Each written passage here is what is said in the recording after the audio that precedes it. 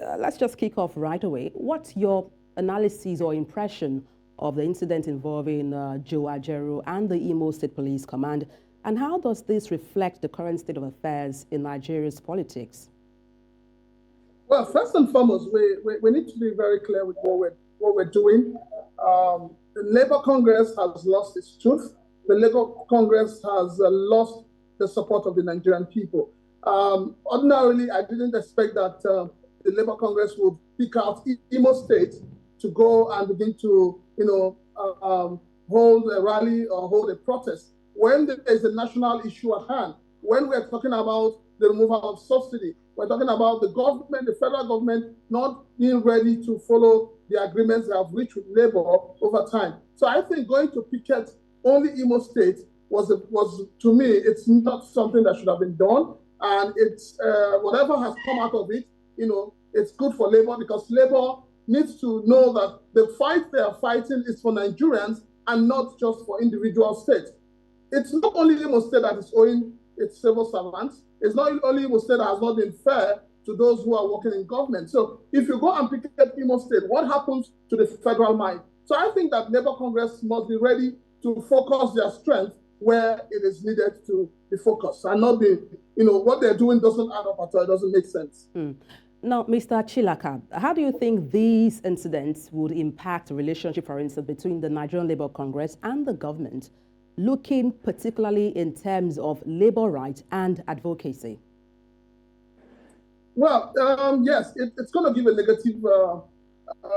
It's going to give a negative report about the state government, yes, which is normal. But then the question is, who is responsible for brutalizing the NLC president? We need to know who is responsible. We hear the NLC saying that it is the police. We hear the police saying they are not the ones, that they are touts. We hear the state government saying they are not involved in what has happened. So we need to know who is responsible. Somebody must be held responsible. And, that's the first thing first. The other thing is that, Labour Congress needs to learn how to pick its fight. We have elections coming up in Imo State in less than 10 days. So going to Imo State to begin to hold a rally or begin to hold a protest, for me, was an effort in futility.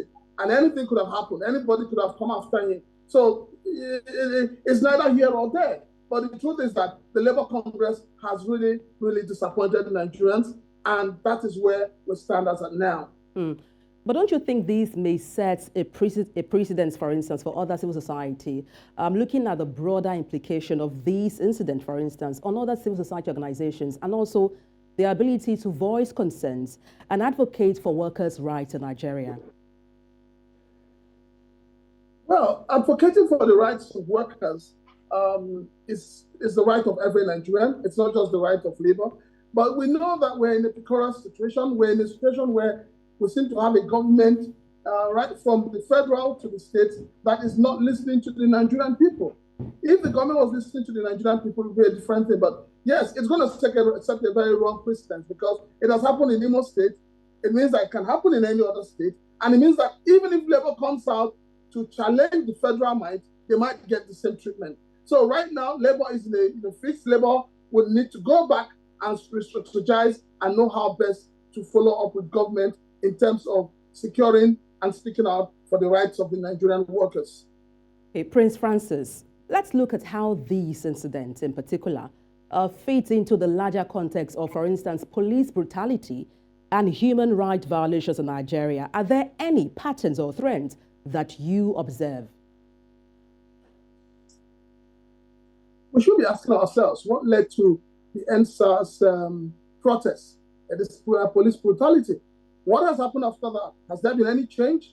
Nothing has happened. Because, it's like, the thing with Nigerians is that we allow the wave of the moment to move us. And then when the tide slides down, everything dies out. Nothing has happened when it comes to police brutality in Nigeria. The Nigerian people, the police believe that they are gods to the Nigerian people. The police do not see themselves as being employed by the Nigerian people to protect them. So that's where the problem is. There's a big disconnect between the Nigerian people and the Nigerian police. And each time there's an issue on ground, the police will bring out their funds in terms of, brutality, they brutalize, and nothing just happens. But we need to move from that. We need to have a system where if the police brutalizes somebody, let there be stiff penalty. People must realize that you have no right to, cause harm, bodily harm to another person. Until we have a law that punishes people who do that, especially those who are in uniform, these things will continue. Let's talk solutions here right now. How do you think issues like this can be addressed and prevented going forward? First and foremost, we need to have better education for the Nigerian police. We need to have better communication. We need to make the working environment for the Nigerian police to be very conducive. We need to also let the people understand where their own rights, where the rights of the police begins. These are things we need to begin to do. We need to have the National Orientation Agency going out there, educating the Nigerian people, educating the Nigerian police, making them understand that they are all partners in progress. And that, it's not because they are wearing a uniform that you'll become a lord. But, we must learn to have mutual respect for one another. These are the basics that needs to be employed right now for there to be peace amongst the Nigerian people and the Nigerian police. Else, it's going to get worse.